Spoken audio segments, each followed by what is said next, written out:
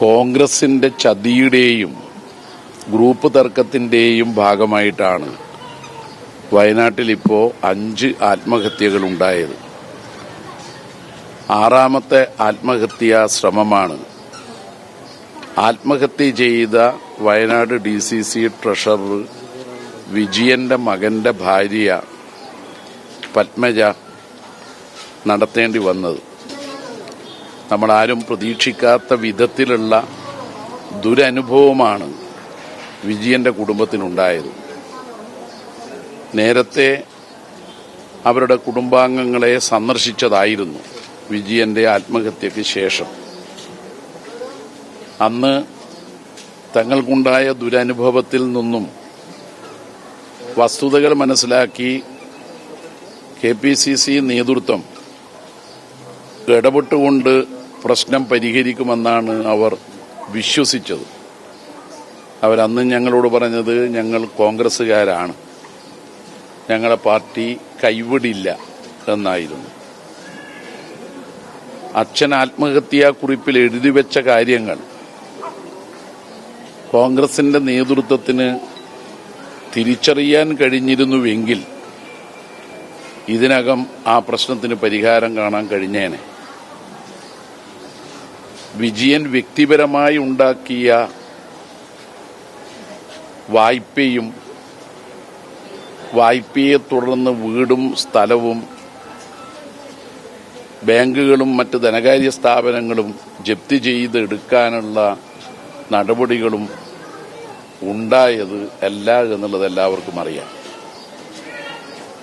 വിജയൻ വീട് വെച്ച് വായ്പയെടുത്തത് DCC നേതൃത്വം കോൺഗ്രസിന്റെ കീഴിലുള്ള ബാങ്കുകളിൽ നിയമനം നൽകുമെന്ന് പറഞ്ഞുകൊണ്ട് കോഴ വാങ്ങിയ പണം തിരിച്ചു കൊടുക്കാനാണ്. കോഴ നൽകിയവർക്ക് ജോലിയും കിട്ടിയില്ല, പണവും കിട്ടുന്നില്ല എന്ന് വന്നപ്പോഴാണ് അവർ DCC ട്രഷറർ കൂടിയായ വിജയനെ സമീപിച്ചത്. വിജയനോട് അക്കാലത്തെ കോൺഗ്രസിന്റെ വയനാട് ജില്ലയിലെ നേതൃത്വം പറഞ്ഞു, IC ബാലകൃഷ്ണനും അപ്പച്ചനും അടക്കമുള്ളവർ പറഞ്ഞു, നിങ്ങൾ വീട് വെച്ച് ലോണെടുക്കുക, ആ വായ്പ ബാങ്ക് പാസ്സാക്കി തരാം, ആ തുക ഉപയോഗിച്ച് മറ്റുള്ളവർക്ക് പൈസ കൊടുക്കണം, കാശ് പാർട്ടി തരും. ഈ വാക്ക് വിശ്വസിച്ച വിജയനെ വഞ്ചിക്കുകയാണ് അവിടെ ചെയ്തത്. വിജയനെ മാത്രമല്ല വഞ്ചിച്ചത്, വിജയന്റെ മകനെയും വഞ്ചിച്ചു. വിജയന്റെ മകന് ജോലി നഷ്ടപ്പെടുന്ന സാഹചര്യമുണ്ടായി. അങ്ങനെയാണ് 2 പേരുടെ ആത്മഹത്യയിലേക്ക് കാര്യങ്ങൾ എത്തിയത്. ഇപ്പോഴാണെങ്കിൽ ഏറ്റവും ഒടുവിൽ ആ കുടുംബം വിജയന്റെ മരണത്തിന് ശേഷം കടക്കിണിയിൽ അകപ്പെട്ടപ്പോൾ അതിൽ നിന്ന് രക്ഷപ്പെടുത്തുമെന്ന് പറഞ്ഞവർ തങ്ങളെ പറ്റിച്ചു. കരാറുണ്ടെന്ന് സിദ്ദിഖ്, കരാറില്ലെന്ന് പുതിയ KPCC പ്രസിഡന്റ്. ഇതിലേതാണ് സത്യം? ഇത് ജനങ്ങൾക്കറിയണമല്ലോ. എന്തായാലും ഒരു കാര്യം വ്യക്തമാണ്, ഈ കുടുംബത്തിന് ഇപ്പോൾ കടമുണ്ടായതിന് ഏക കാരണം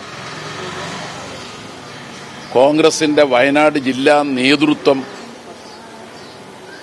വിജയനെ ചതിയിൽ അകപ്പെടുത്തിയതാണ്. സ്വന്തം പാർട്ടി ഇങ്ങനെ ചതിക്കുമെന്ന് വിജയനും കുടുംബവും പ്രതീക്ഷിക്കുന്നില്ല.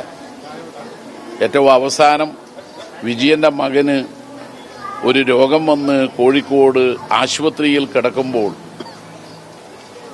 ആശുപത്രിയിൽ വന്ന് ആശ്വസിപ്പിക്കാൻ പോലും തയ്യാറാകാത്ത ഒരു കോൺഗ്രസ് പാർട്ടി